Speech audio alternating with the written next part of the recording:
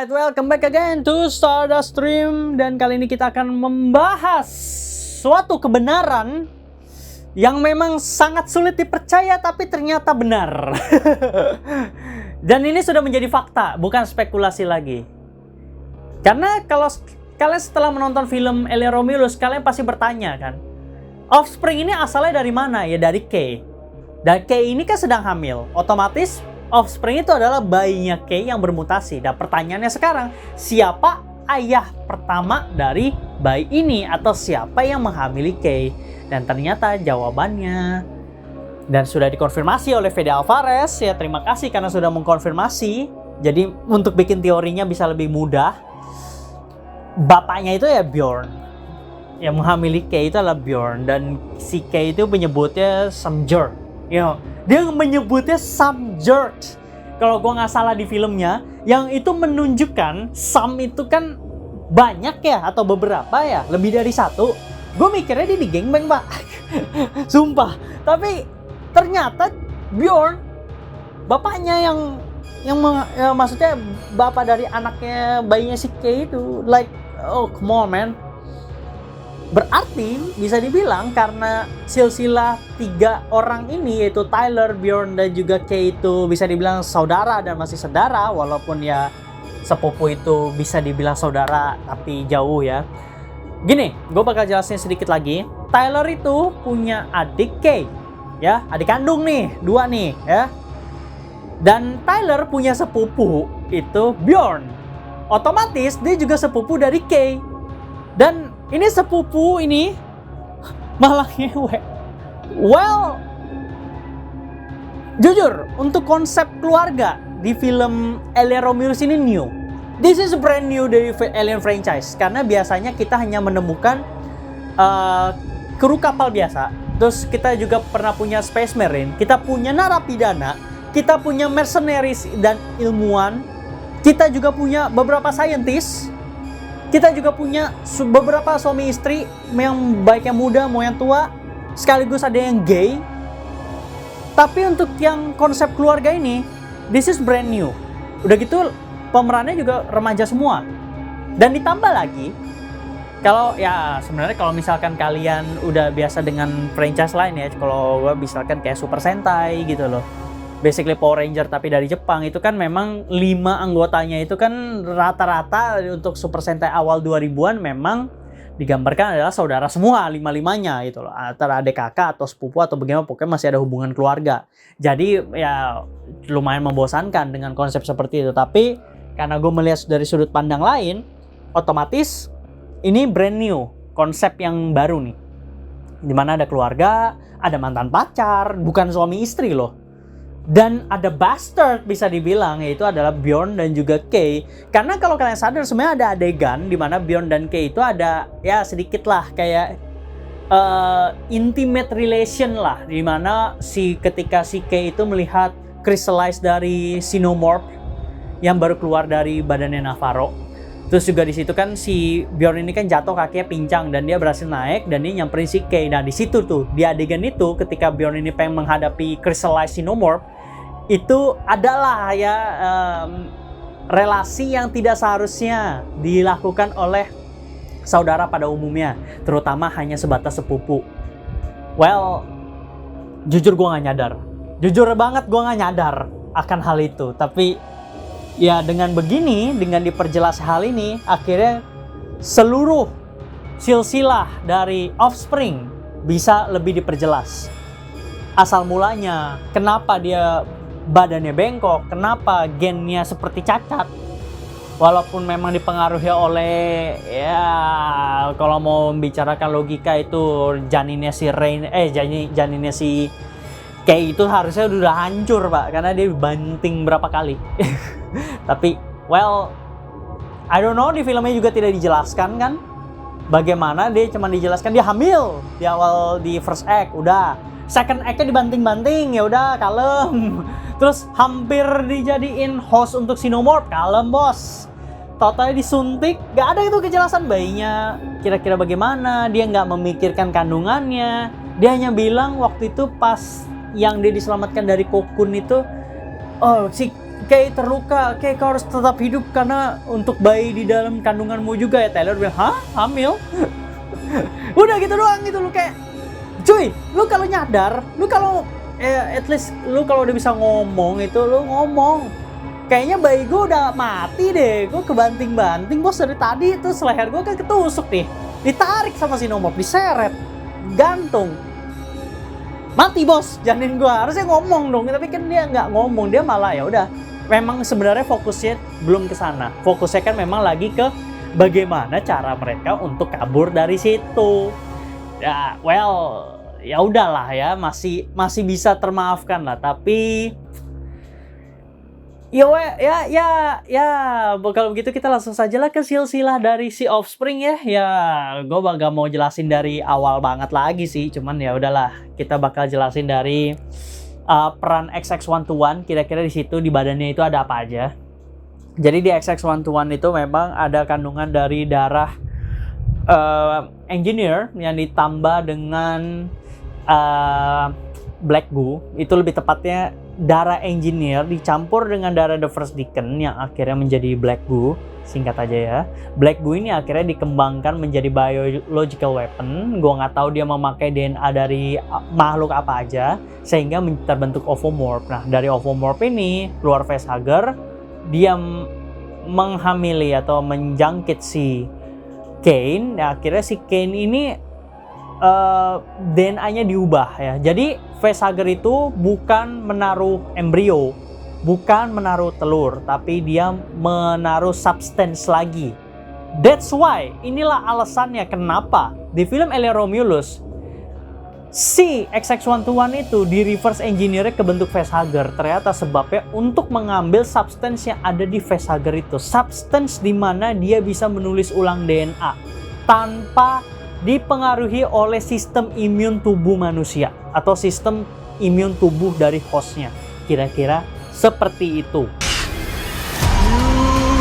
Impact event in 5, 4, 3, 2, 1. Nah, setelah compound ini diambil, substance ini diambil, akhirnya diubah lagi genetiknya, di reverse engineer lagi, sehingga terbentuk suatu compound yaitu fluid dari non-Newtonian yang disebut compound Z01. Itu bisa dibilang dia pengen mengembalikan atau mengambil unsur black goo-nya.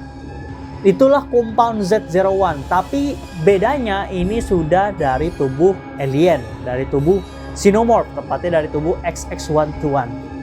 Compound Z01 ini diyakini bisa menyembuhkan atau memperbaiki sel-sel dan juga DNA yang rusak.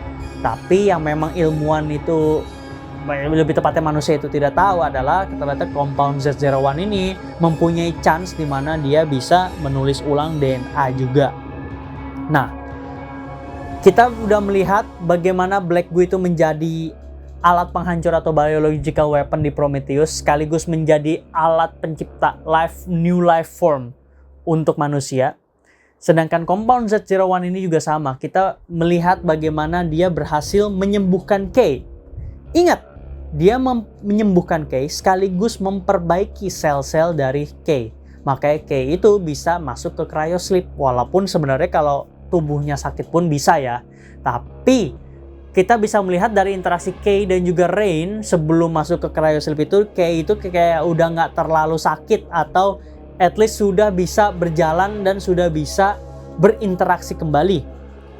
Nah, yang jadi masalah, ternyata compound Z01 ini kan juga mempunyai andil untuk menulis ulang DNA. Nah, yang ditulis ulang DNA-nya itu adalah janin dari tubuhnya Kay, atau bisa dibilang dia memutasikan janinnya ada di tubuhnya Kay. Gak tahu karena janinnya mungkin cacat akibat udah dibanting-banting, atau cacat karena hubungan incest, kita juga nggak tahu. Tapi yang pasti mungkin ya, ini dugaan dan juga spekulasi. Yang dilakukan oleh compound Z01 itu adalah memperbaiki penulisan DNA dari janinnya K. Yang tadi, karena faktor eksternal atau faktor internal, kita juga nggak tahu. Tapi kita anggap dari dua-duanya. Faktor eksternal karena ibunya dibanting-banting sehingga berpengaruh ke janin. Faktor internal itu karena hubungan incest. Hubungan incest itu memang selalu diyakini menjadi alasan cacatnya bayi. Karena DNA itu selalu bisa ditulis ketika ada DNA yang berbeda. Jadi masing-masing dari komponen DNA itu harus berbeda sehingga bisa terbentuk susunan DNA. Ketika komponen itu sama, maka dia tidak bisa terbentuk DNA utuh. Makanya banyak kasus bayi cacat akibat hubungan dari satu keluarga yang sama. Nah, mungkin kasusnya ini juga sama dialami oleh janinnya si K untuk faktor internal. Karena hubungan dia dengan Bjorn yang basically adalah sepupu, nah compound Z01 ini berfungsi untuk menulis ulang DNA yang memang cacat atau sama. Nah, tadi kan gue bilang kalau DNA yang sama itu memang nggak bisa ditulis bersamaan, akibatnya bertabrakan, makanya susunan DNA-nya menjadi cacat. What if compound Z01 ini hanyalah mengisi DNA yang memang cacat atau tidak tertulis atau bisa dibilang lost lah. Kalau misalkan di tulisan itu ada bolong-bolong, kalau kalian suka di sekolah fill in the blank, nah itu kan ada titik-titik tuh yang diisi guru no. Nah, compound Z01 itu tuh fungsi untuk mengisi titik-titik ini, ya. Nah, dari ditulisnya DNA ini atau bisa dibilang mengisi DNA yang kosong, akhirnya kalau kalian sadar, si K ini bermutasi secara cepat janinnya akibat penyembuhan. Sekali lagi, akibat penyembuhan. Apakah Z01 bisa menyembuhkan, memperbaiki sel? Benar, dia terjadi pada tikus, tapi ternyata keluar makhluk aneh kan dari dalam tubuh tikusnya. Kasusnya mirip saya si K. Mirip kan? Ya, bedanya untuk kasus si K ini bukan makhluknya yang langsung keluar, tapi makhluk K ini adalah bayinya yang memang bermutasi secara cepat dan sekaligus karena dia ada komponen dari susunan DNA dari Xenomorph atau gabungan dari seluruh rangkaian kejadian dari film Prometheus sampai Alien 1979 yang tadi gue udah jelaskan di awal, mulai dari penciptaan engineer sampai ke XX-121. Maka dari itu bayinya itu tetap berbentuk seperti bayi manusia pada awalnya. Namun dia ditutup oleh semacam, I don't know, bentuknya itu mirip kayak ovomorph. Jujur aja, bentuknya itu mirip kayak ovomorph. Jadi basically kayak itu melahirkan ovomorph yang di dalamnya ada bayinya. Karena si Rain itu kan sempat kayak antara dia kebuka sendiri atau kayak Rain itu nggak sengaja ngebuka. Itu memang ada bentuk kepala bayi ya. Pas gue nonton pertama kali gue langsung mikir, oh ini bayinya memang ini anaknya si K, cuma bedanya bermutasi secara tidak wajar dan cepat. Makanya itu disebutnya Sino-Human Hybrid, karena memang untuk DNA-nya sendiri yang diisi itu adalah DNA yang kosong akibat hubungan incest atau DNA yang sudah rusak akibat faktor eksternal. Diisinya oleh apa? Compound Z01. Compound Z01 diambil dari mana? Dari Xenomorph, tepatnya dari XX-121 yang di reverse engineer. That's why si offspring ini memiliki strukturalisasi tubuh mirip seperti Xenomorph digabung dengan manusia. Dan kenapa pale skin? Kenapa nggak hitam seperti Xenomorph? Well, karena dia ada DNA manusia. Sekali lagi, manusia dan juga engineer itu memiliki DNA yang sama. Karena dalam film Prometheus dijelaskan kalau misalkan DNA manusia itu dan juga DNA dari engineer itu match satu sama lain, bisa dibilang mereka memiliki susunan DNA yang sama, komponen DNA yang sama. Karena memang manusia tercipta dari engineer. That's why compound Z01 itu hanya mengakselerasi sekaligus menambah atau menulis ulang DNA yang ada di janinnya K.